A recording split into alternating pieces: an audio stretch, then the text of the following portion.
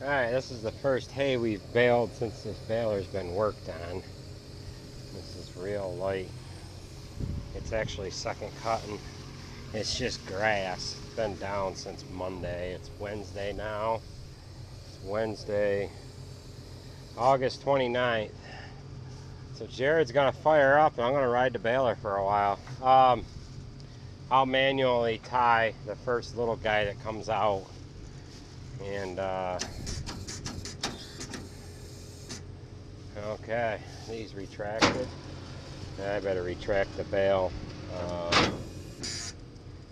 ejectors, so I'm going to jump up on here.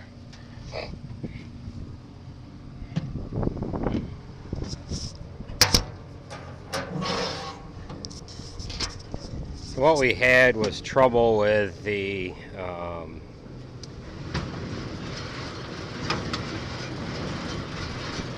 baler wouldn't build a real dense bale, and what it was wrong was the stuffer, the pre-compression chamber had some pieces that needed to be replaced, and it wouldn't allow the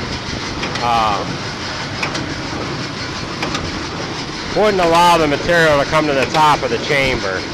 So we should be in good shape. We should be able to bring this material right to the top of the chamber here and make a dense bale throughout. He's just getting his controller dialed in for the baler.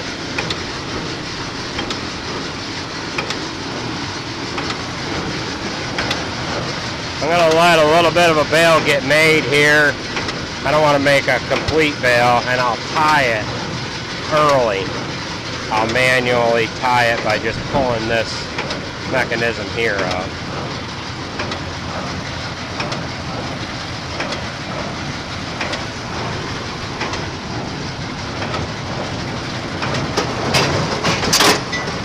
That was the first stuffer stroke right there.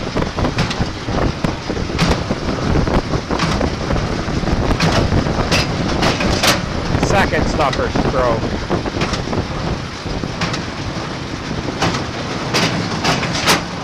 It's going to build that first bale real fast because there's no density put on the material that the plunger is pushing against. You can see this bale chamber, the top of it is squished down all the way because there's nothing coming through it.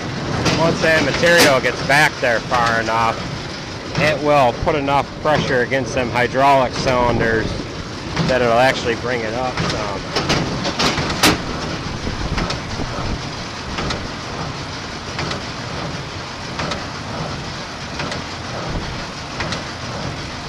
Yeah, he had to stop. He's got to move his air dam down on his pickup head.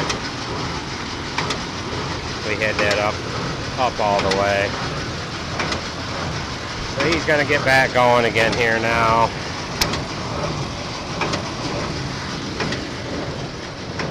But them cylinders are pulled all the way down. When that gets to be the pressure that it's supposed to be, them cylinders will be out about 6 inches. So I'm going to go ahead and manually tie this. Just going to pull up on this arm. So it tied a small bale. We will end up cutting the strings on this bale and rebaling it because it's not going to be baled dense enough. Usually takes a couple, 3 bales to get the density you need in order to make a proper bale. Those bangs and clicks that you're hearing are the stuffer bringing the hay up to the chamber. The pickup head preloads a pre-compression chamber, and when that chamber gets full, it trips an arm and causes that stuffer to push the material up into the bale chamber. The plunger takes it back.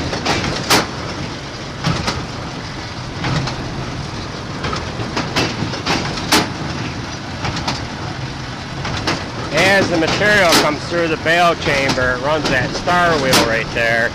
That star wheel runs this arm up, and then once it drops in that groove, that activates the tying mechanism, the knotters.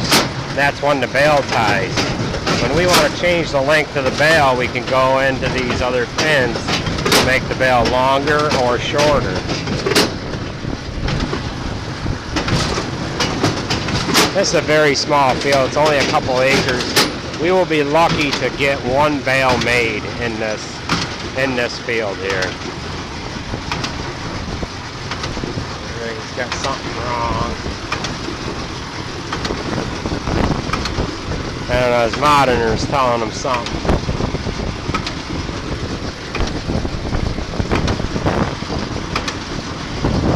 Huh? You're not going to have yet.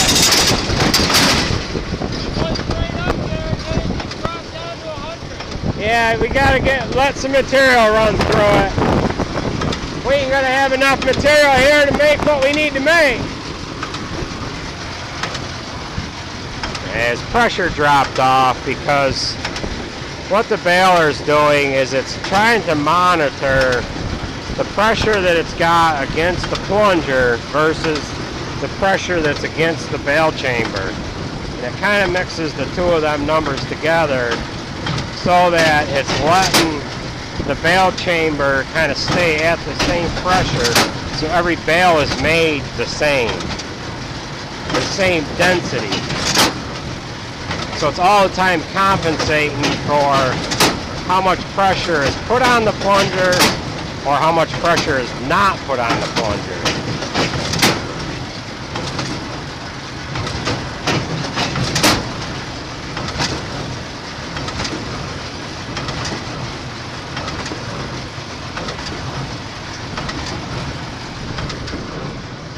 That bale chamber is starting to come up because of the material's getting denser in the bale chamber.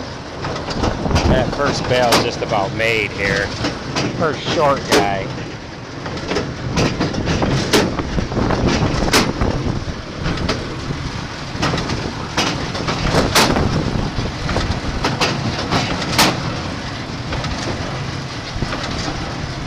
As the bales move to the back of the chamber, they're starting to stretch out. That's what's bringing the string tight here.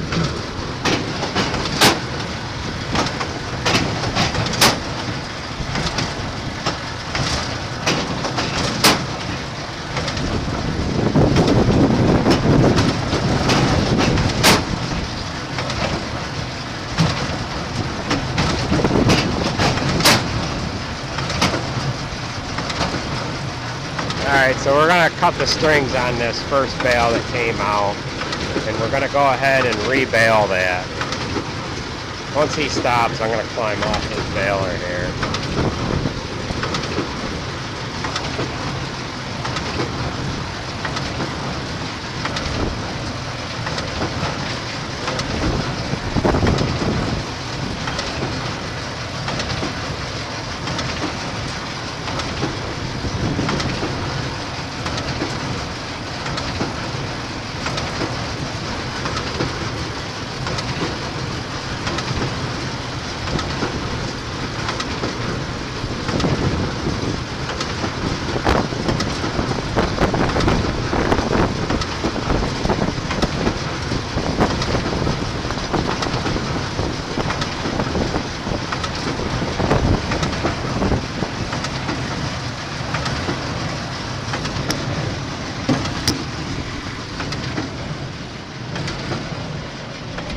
We're going to cut the strings and rebale this bale.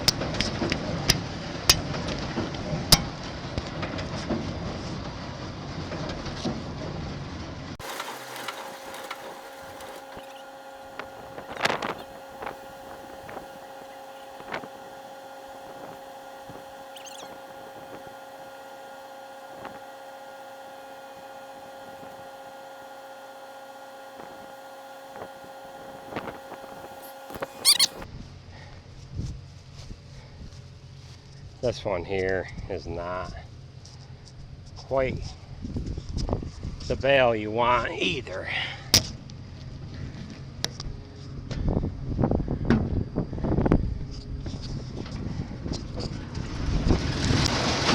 Alright, we're just getting going on our second field here. This is just a little guy too, just an acre or two.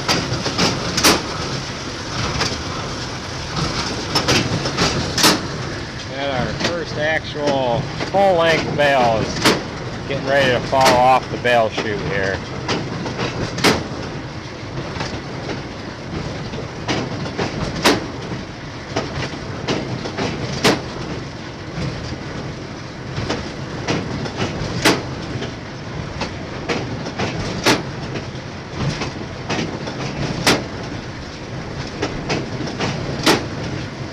There it goes, that's the first made bale there.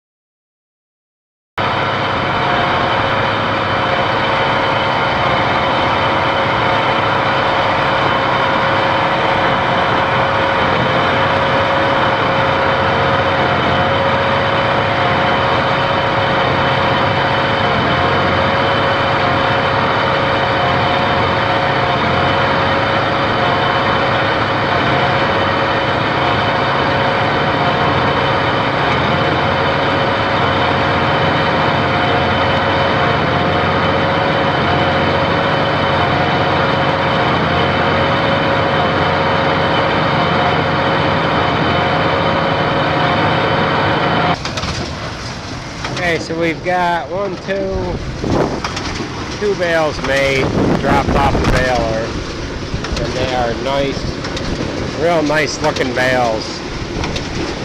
They are,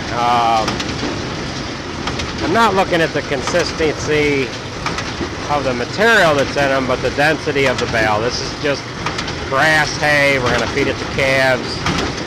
The quality might not be there, but the density of the bale is what we're looking for here. They're a nice uniform, rectangular, perfect shaped bale. A lot better shape to these bales than what we had when we were baling straw prior to having the problems that we had.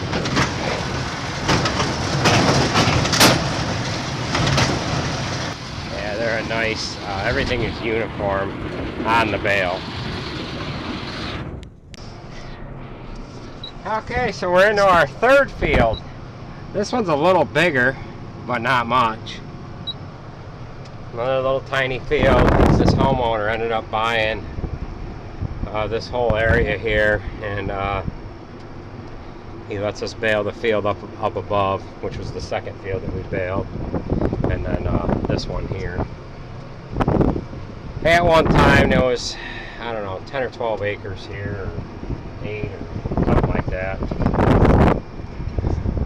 So Jared, he's baling right along here. Everything's going pretty simple.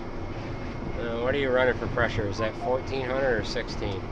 Alright, my glasses. Huh? 870. 870. So he's got 870 pounds of pressure put on them cylinders on the bale chamber, and the dial is running right in that light green area, which the between the light green and the orange is the optimum area to bale pressure wise. So it's making a pretty good bale. It's made about 4 bales now. There's 2 bales over in the other field and about 2 in the baler here. And replacing them nylon pieces that were in the bottom of the pre-compression chamber and fixing a couple of the other things, stripper plates, and adding a knife to the bottom of the plunger on the left side took care of the problems we were having. A bunch of small problems added up to a large problem. Moisture wise, this hay is not quite where we want it, but we don't have much to do, just some real small fields today. There's about 15 acres, 20 acres in all. We won't get much more than 25 bales or so. So the bale, let's see, we got the pressure, we got the total bale count, 11,269.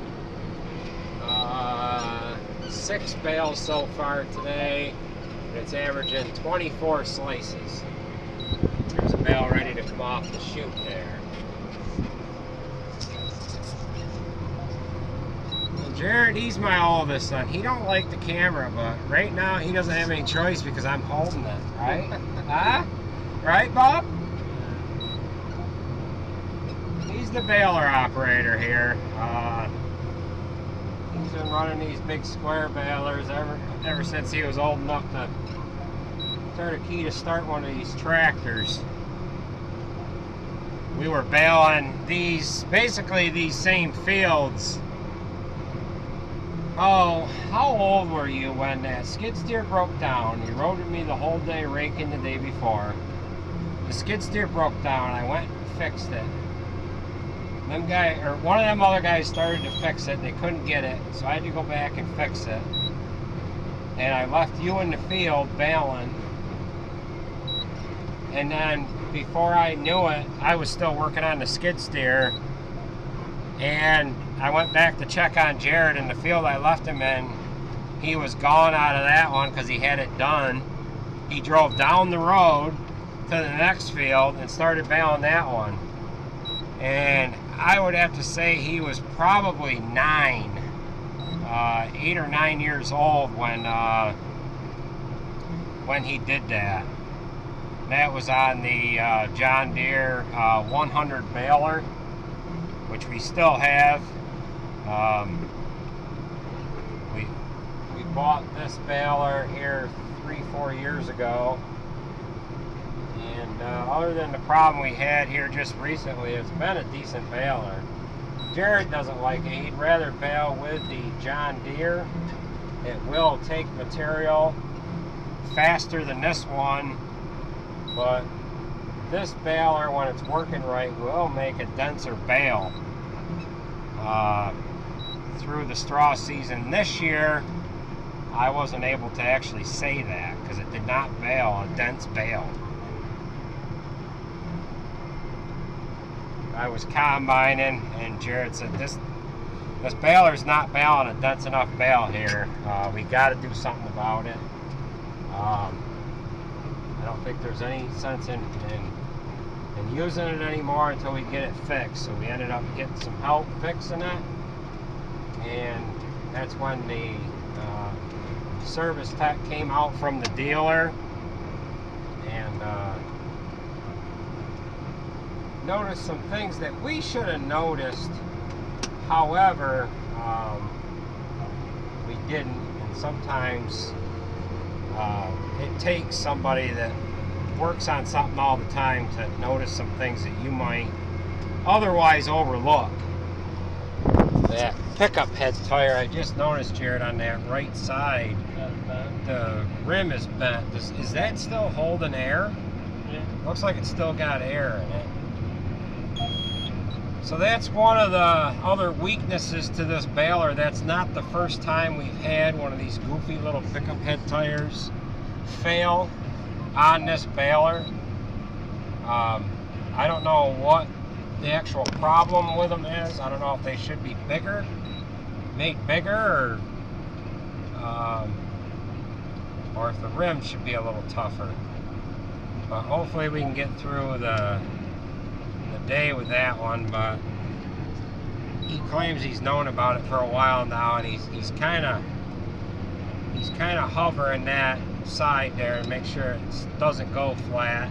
And if it does, he'll just pick some weight up off that pickup head just so that we can get done.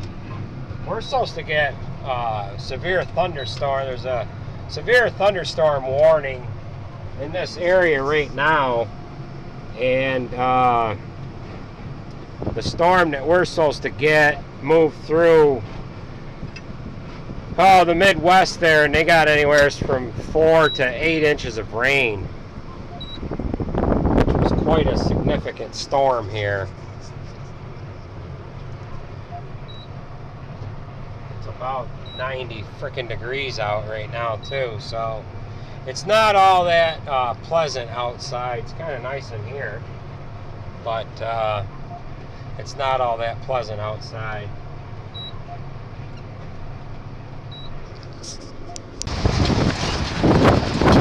Okay, so what the baler's doing here is bringing the material in the pickup head. It's loading the pre-compression chamber right there. As that material builds into that pre-compression chamber, it hits a sensor. When it hits that sensor, it runs this stuffer, which pushes it up to the plunger, which is right there.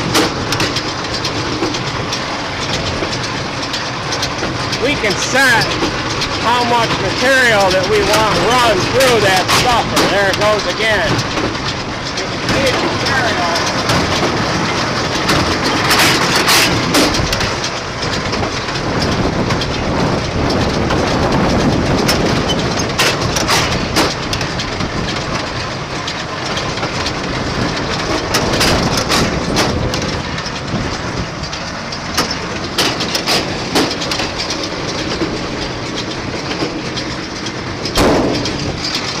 Alright, that's a dense cube there. So them problems have been definitely fixed.